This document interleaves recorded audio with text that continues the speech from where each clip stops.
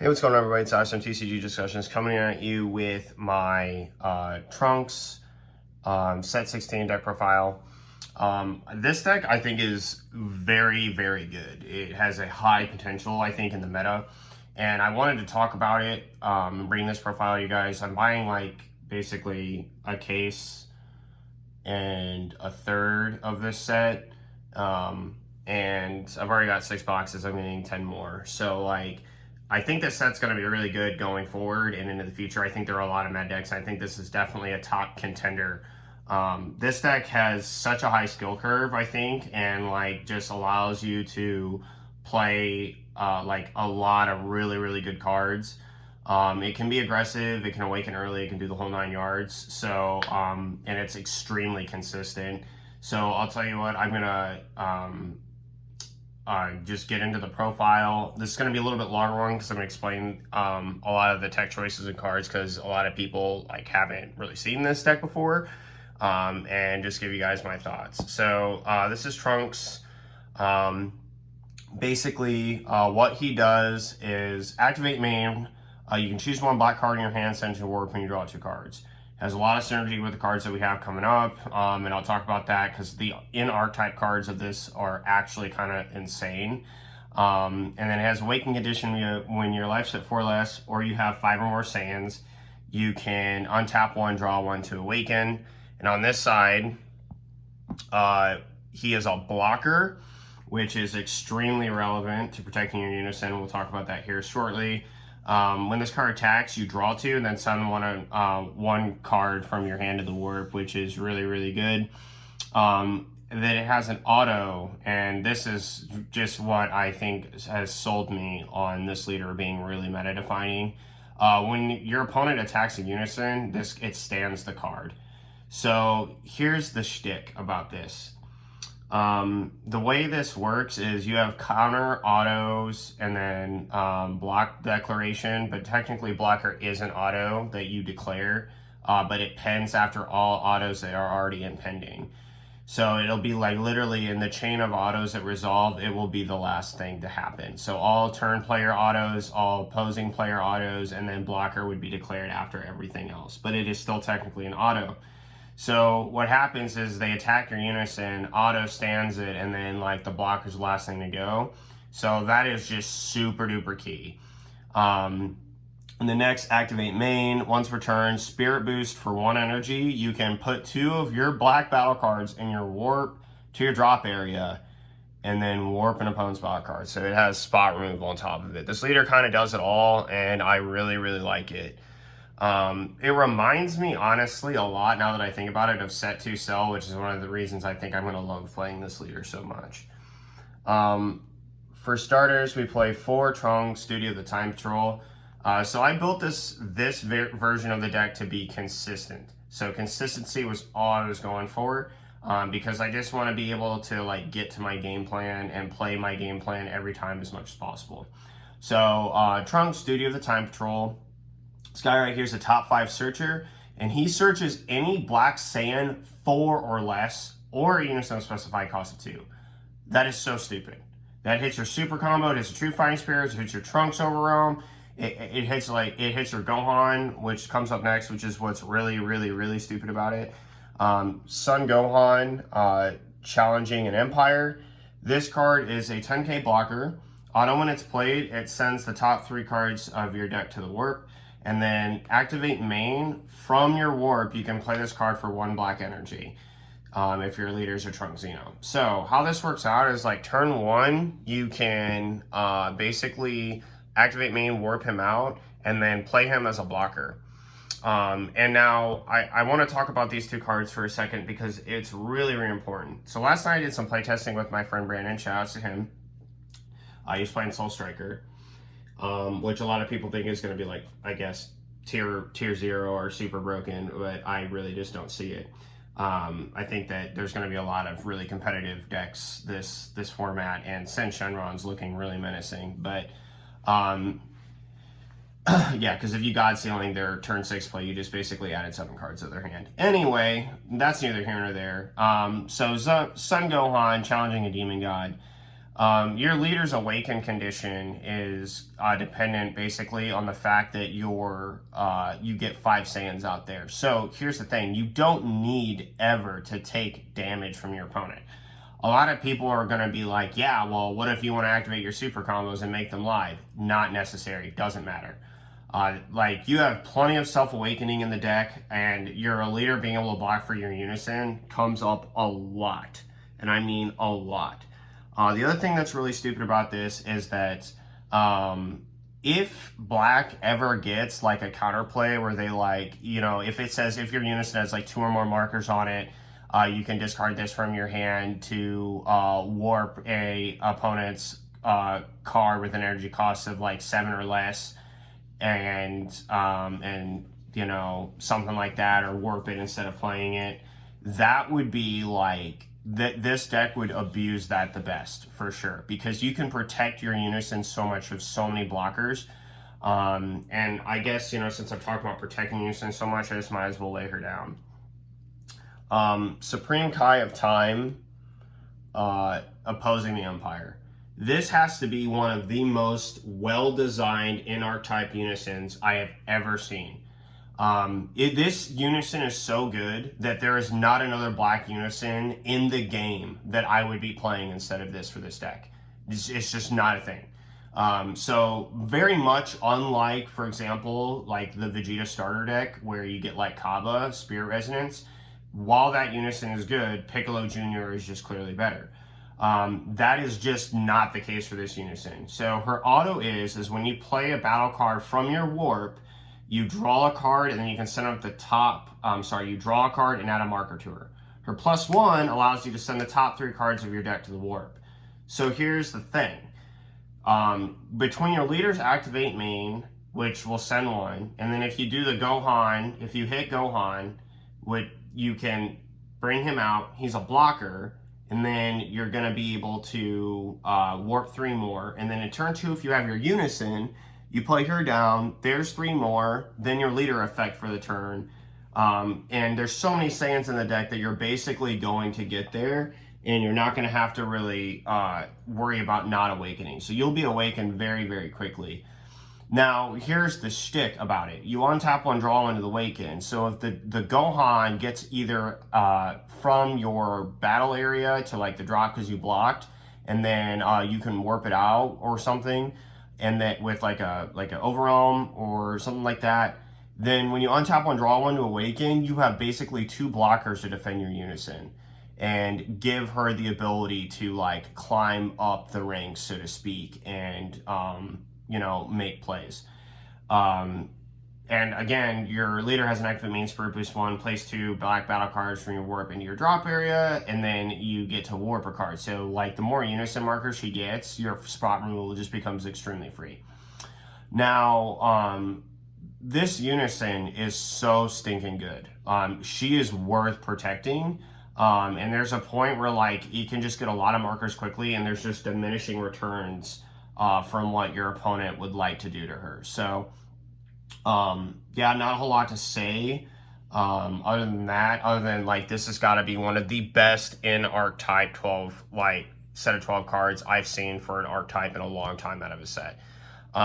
This is a deck that I'm probably going to be playing for quite a while, honestly. Next, we play 2 very good cards, but cards that I'm a little bit weary of, and I'll explain that here shortly. So this is Demon God Poutine, Umbral Knight. Dark Overwhelm for 3, tap 1 energy. She's a 15k blocker. And then auto, when she's played, she generates a Demon God token with a combo power of 5k and then 5k battle power. And then activate battle. You can sack a Demon God token on your side of the board to draw a card and switch her to active mode and give her 10k power. So this has a myriad of utility in the deck. You can either basically double block, because you can block once, switch her to active mode, and then increase her 10k and draw a card. Or you can swing with her, draw a card, switch her to active mode and 10k and be a blocker. Now, the only gripe I have with this card is that she costs an energy. This deck has a lot of defensive tools. The question is what is going to be the best one? And flex optioning this card over some of the other defensive tools just isn't as relevant as you would like it to be. Now, generating a card, blocking twice, or being aggressive twice is really strong. So, like, this card is just really, really good all around, and she has synergy with one of our negates coming up. However, that, to me, was a problem, because there's lots of times where, like, I want to get, like, a Gohan out into the warp, or, you know, something else out there, what have you, or, you know, help my Leader's Awakening condition, which is where this card comes in. And this card is completely snapped in this. So when I was first playing against Soul Striker, I was playing a 60 card list, and I really didn't, you know, think too much about, you know, what I was wanting. I basically played that list because I thought, you know, I'm warping a lot off the top of my deck, all this other stuff, so I'll have the space. But then I kept running into issues where, like, energy management, do I see my unison, do I see this, like, what happens if I don't see another one, so on and so forth. This card basically solved all those problems, and this is a 50 card list now, and so overall 3, you draw 2 and warp a card, basically your leader's effect, and that is really, really strong. I mean really, really strong in this deck, because it helps your awaken condition. It's generating an extra card for you. You're getting rid of a card that you don't need. You're, you know, you're getting cards out into your warp. You can fuel it back.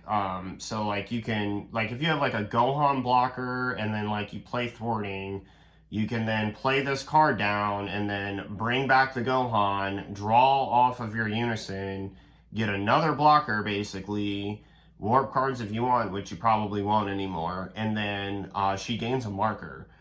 Like, that's so good. And then there's your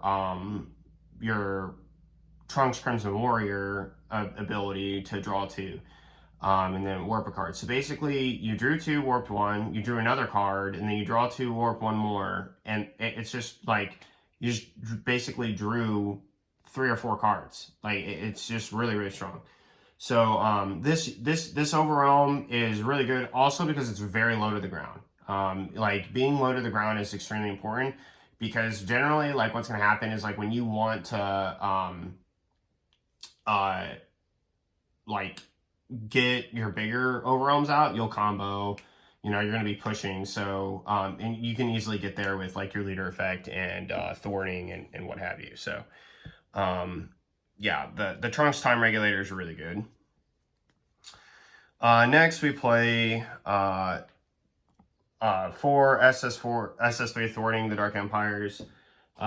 This card is super busted in this deck. I saw basically a Hill Twins deck profile where they said play this at 3 like it's cloggy. I disagree with that entirely. If you're playing this card at 3, I think you're just risking the biscuit. Like, this is one of your marquee cards of aggression and unison pressure in the deck. So there's no reason to, like, not be playing this card at 4. If you see it and you need to charge it, you charge it. If you need to warp it to get it out of your hand for a Saiyan, you have your leader's ability. There's no such thing as a dead thwarting in your hand. Like, it's just way different than, like, playing it at 4 in any other deck. But I mean, we play the True Fighting Spirit package. So, like, this was going to be a staple that we play. He's just the best one. Another one to consider possibly is the Fearless Fusion blocker. It's barrier removal, which is really strong. And it's probably going to be something that I side 2 to 3 of in the deck when I make a side, so that I can out like Lord Slug or something that would prevent me from drawing. As I said before, we play the True Fighting Spirit package. So we play 4 Goku and 3 Vegeta. I might bump Vegeta to 4, but the problem with Vegeta is that his only real relevant matchup is the color that is all over his card, blue. Now, having this against blue is really good. especially because Son Goku is now unique. It gives you that extra pressure against blue. This is another reason why, like, you know, playing a high life total in this deck is really important. So what do I kind of mean by that? Just to kind of like explain a little bit, because I might not have done a good job in the beginning. The two cards, the Trunks and the Gohan, so the Trunks that lets you search, and then your blocker Gohan. You should always be protecting your life from low swings early on. You should always be protecting it. The reason you want to do that is so you can maintain that high life total. And then later, cards like this become far more relevant. It also forces your opponent to make a pretty drastic decision. So here's the thing. When you have like 7 or 8 life, and your opponent wants to swing at your unison, for example, what they're doing is they're basically elongating the game. And you can choose to block for your unison with your leader, which I generally do. Or you can basically, you know, block another attack against a battle card when your leader stands after they've attacked the unison. So there's just a myriad of ways for you to use the blocker for your leader. The other thing that's really important about that is as I said before, your opponent has to kind of make a really weird choice when they attack your unison, because really what's happening here is they're really not preventing you from like activating your super combos or whatever, right?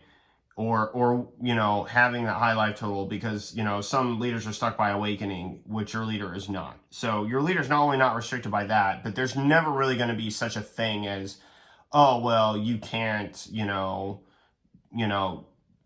can't get down to 4 to make your super combos live. No, we have true fighting spirits. We have that. And the thing is about like the early defensive piece that I was talking about, and why that's so important, is being able to maintain that high life total while being aggressive toward your opponent. So like, for example, if I drop like a thwarting the Trunks time regulator, my unison swing and leader swing, that's 4 swings at your opponent's leader, right? If I have 7 life and you're down to like 3 or 2, like that happened many times last night when I was playing against Soul Striker, what do you do, right? If you're swinging at a unison that has 6 markers and you're investing all that, right, into the, like, you're investing all that, plus with my defensive resources that you'll see later, you're basically going to run yourself dry and into the ground.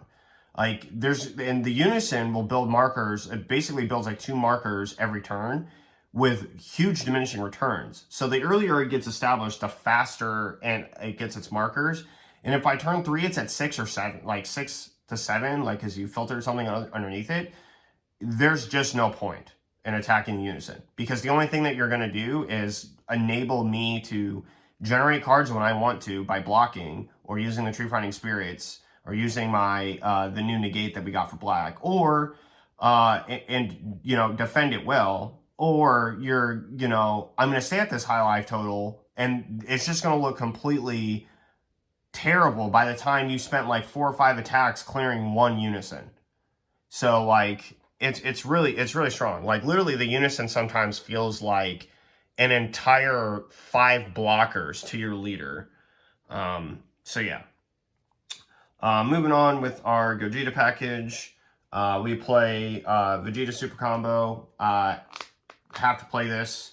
There's no reason not to. Yeah. I just, there's not a lot more to say. There's just no reason to not play this. It's really good.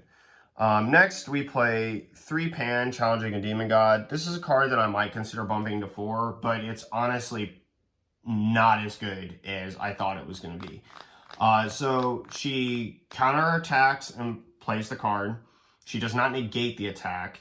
She has a permanent. If it's your opponent's turn, reduce the energy cost of her by 1. So she's a 1-drop pseudo topo. And I say pseudo topo because she only prevents battle cards from being able to swing at you without them having to warp 2 cards from their hand. So it's okay. It's honestly okay. I have Oceanus, and I had it in the deck when I was playing a 60 card list, And I'll be honest with you, you probably don't have the energy to really play that card. This card is just way more precise, so to speak. So really like Pan. I think that she's really good, and I think that like there's certain cards and certain decks that she's going to be really powerful against because the other thing is about Pan is you have a ton of blockers, right? So like you have like the Gohan blocker, you have your leader as a blocker, you have the support of the Dark Empire blocker. You have so many blockers that like that effect can actually be really powerful. So yeah. She's also a Saiyan, which is really good.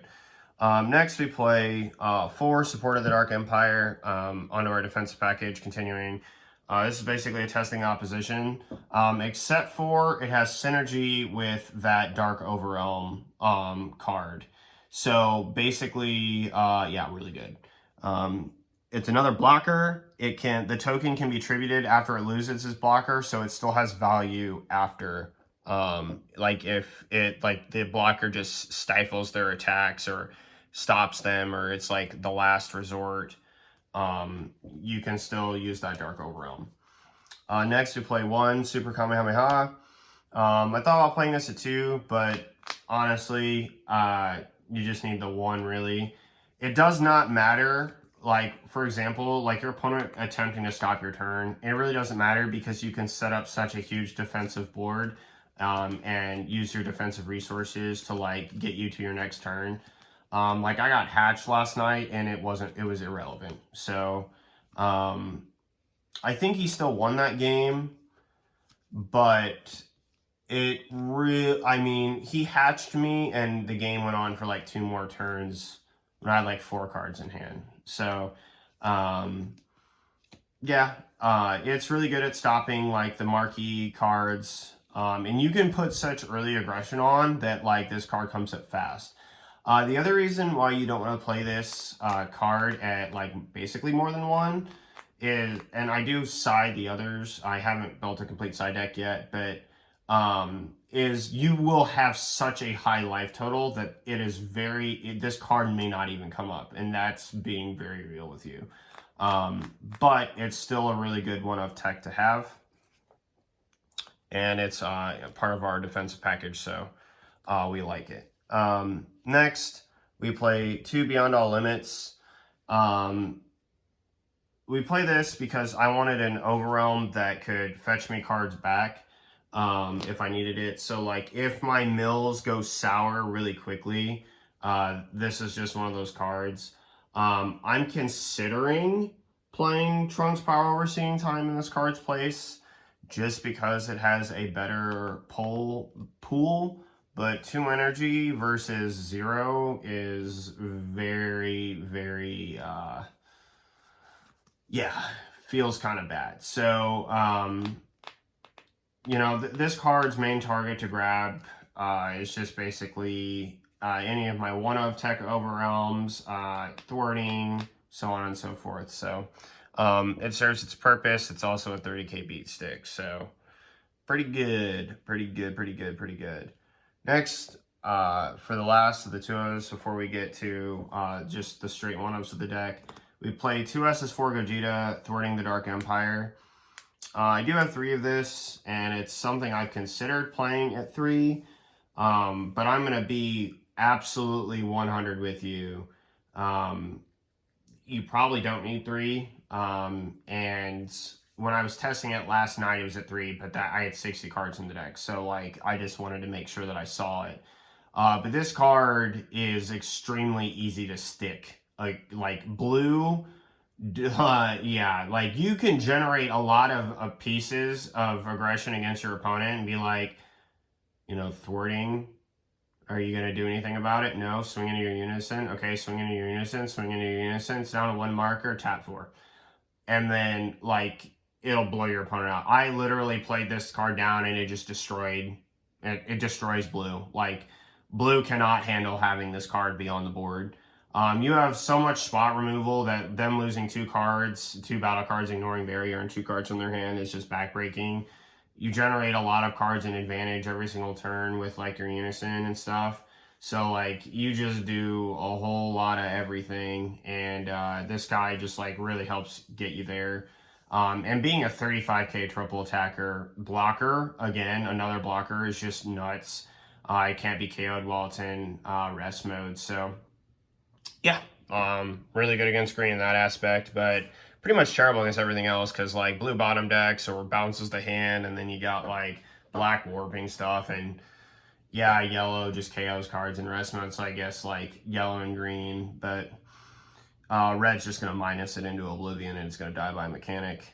For the run of text, we play 1 Furthering Destruction Champa, 1 SS4 Bardock Fighting Against Fate, Secret Identity, Mass Saiyan, and then Mass Saiyan, Brainwashed, No More. So this lineup, I thought of just like really, like, it's something that I really wanted. I'll be honest with you, this card might become a second one of this. I don't really need 225k swings. It's helpful, but I don't really need it.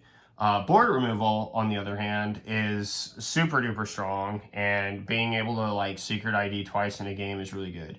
Another thing about all of these cards that's broken except for the Champa is that they're all Saiyans. Champa is a card that I consider bumping to 2, which is another card. I was playing at 2 last night. I was playing at 60, but I decided to cut that down to 1 in the 50 card list, just because it just comes up when it comes up. But the difference between like fighting against Fate and Secret ID is that like you want the option kind of to have both, which is the thought process I had. But like honestly, Secret ID removing cards and being a 25k swing one time is just really enough. As for Mass Saiyan Brainwash No More, this card is completely stupid. If it gets warped, you have Beyond All Limits to grab it back and just basically make it like, you know, if your opponent invests all in that they lose. I actually won a game last night doing that and testing, so it just forces your opponent to play around it. Also, its Overwhelm 6 can be good. You can Overwhelm 6, put 3 cards back, which basically means like you can Overwhelm 6, get some other cards back, set up, and then you know, play thwarting and thwarting. So it is what it is. And Champa's just there to make things like bigger and better and better. So I've won a couple games with Champa. The card should just be banned already. And the last card that we play in the main deck is Supreme Kai of Time, Brainwashed. This is the new SCR out of set 16. She's really, really strong. This card actually might be as good as like the other Kai. So what does she do? So she is a Servant Ultimate Double Strike. And you can activate Battle to play her for 1 black energy. And then she can activate Battle or main, tap in energy in order, if your leader card is black, and you remove this card from the game, until the start of your next turn, your opponent can't attack with battle cards or unison cards unless they take 1 of their life and place it in the drop area. This means the only thing that their leader will be able to swing with is their leader is going to be the only card that they can swing with. One of the things that is really good is when they're at extreme low life totals. So remember earlier when I told you that like, oh, you can get your opponent to like 3 life like really quickly.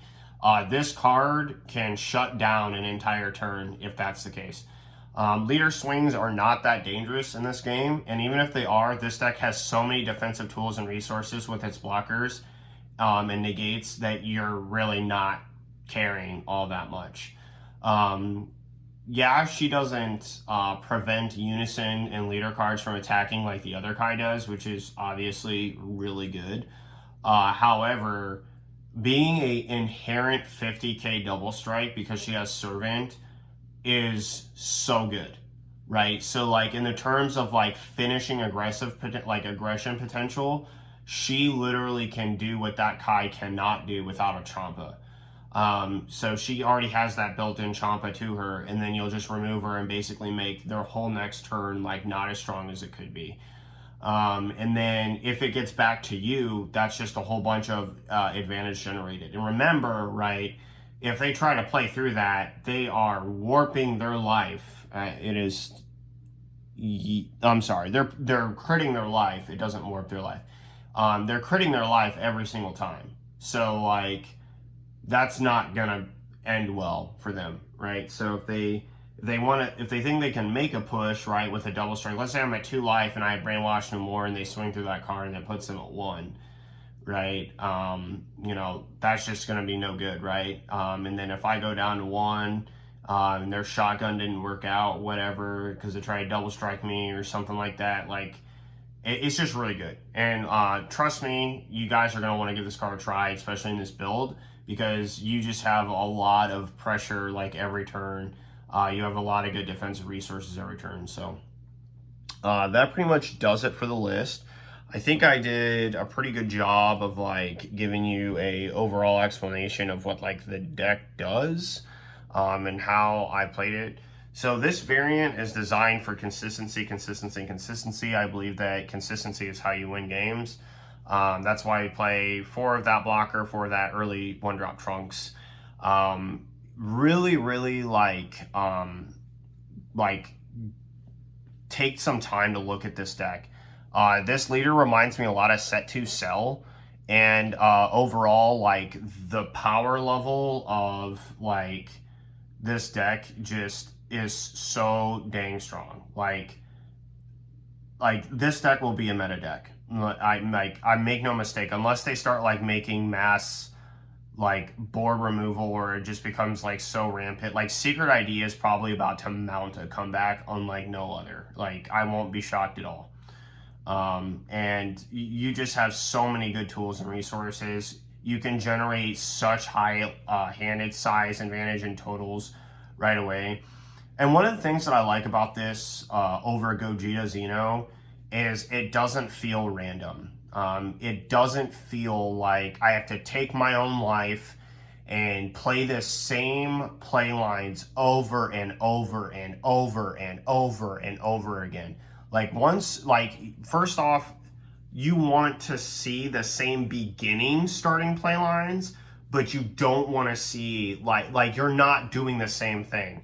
You're constantly reacting in this deck. You're constantly trying to map out your defensive turns and your offensive turns. And you constantly have to plan for like, what is my opponent's aggressive capabilities next turn? And how do I map out my aggression now so that I can be defensive later? There's just so many things about this deck that are so good and that should be so alluring to competitive players. Like, I think this is going to be really, really up there. And I think a lot of people are like sleeping on this deck if they think it is either rogue. Shoutouts across world. I don't think this is a rogue strategy at all. I think this is going to be a really good deck. And I'm not calling Joey out. He's way smarter than I am at this game. But anyway, or, you know, that think that this deck is going to be as good as Gogeta Zeno. I will tell you right now, I easily can conceive a world where this deck is better than Gogeta Zeno by a long shot. In fact, I can tell you for a fact that Gogeta Zeno would probably inversely struggle more against this than it would against Gogeta would struggle more against this deck than this deck would against Gogeta Zeno. Pan, for example, having access to Pan basically makes Gogeta Zeno's entire turn dead. Like, period. Yeah, they have True Fighting Spirit, but so do we, and we draw a whole bunch of other cards without having to take our life. We get to awaken way earlier. We have blockers on things. We get to protect our unison. Like, there's so many things about this that I think that are really good. So one more thing before I get into it, because that is another card that Gogeta Zeno plays. I want to talk about this Trunks. So I played 2 of it in my 50 card list, and I'll be honest with you, in this variant specifically, I didn't play it one time. In Gogeta Zeno, however, or if I were to increase the number of Union Fusion targets that I play in the deck, this card would become far more relevant way more quickly. The reason why you don't really care so much about like, you know, this card in particular, and why I have it cited, is that this is basically like my extra kick to blue in the face. This guy right here is just the guy that I'm gonna, you know, bring in. I'm gonna have that deflect. It's a good warp target for your leader because he plays himself from the warp. You're going to be able to generate that value and advantage back to your drop area for your overall plays, but you don't necessarily have like Demigod or anything to like make yourself have like a double overwhelm turn. He has a 20k dual attacker, and that auto is not once per turn, it procs both times. So basically you're putting 4 cards back, which is really good. This is a card I wish you could play in Dark Brawly, but unfortunately,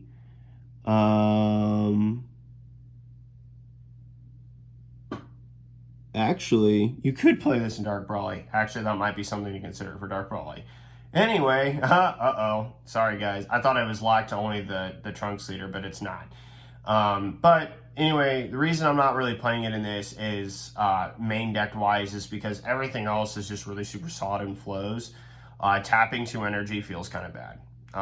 Because basically it's like you're highly committal to this card. Like your Kai SCR, for example, takes 2 energy. Your Unison takes 2 energy to reestablish it if they've killed it or something like that. So it's like you just have to make those choices, right? And it's something that I'm not really sure that paying that 2 for that deflect right away isn't really as necessary. But yeah. So that's pretty much it for the deck profile, guys. I hope you guys enjoyed it. I will give you a deck profile with an updated side deck after Friday, or tomorrow, I should say, because that's when I'm going to go to my tournament, and then hopefully I'll be able to do well with this. I think he's really good. I'm really excited I got this. I can't wait to try out some of the other decks, the Grand Priest deck, the Red Goku.